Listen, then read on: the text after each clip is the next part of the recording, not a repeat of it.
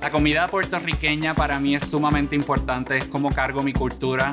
Desde chiquito mi abuelita y mi mamá siempre cocinaban para nosotros. Por eso una vez en semana cocino un plato tradicional y cada vez tengo que llamar a mi mamá o mi abuela. No quieren poner en papel escrito cuál es la receta, todo es a ojo.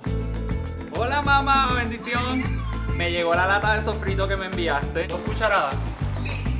Cada día traigo mi cultura al trabajo a través de mi lenguaje, pero también el entendimiento de nuestros clientes hispanos.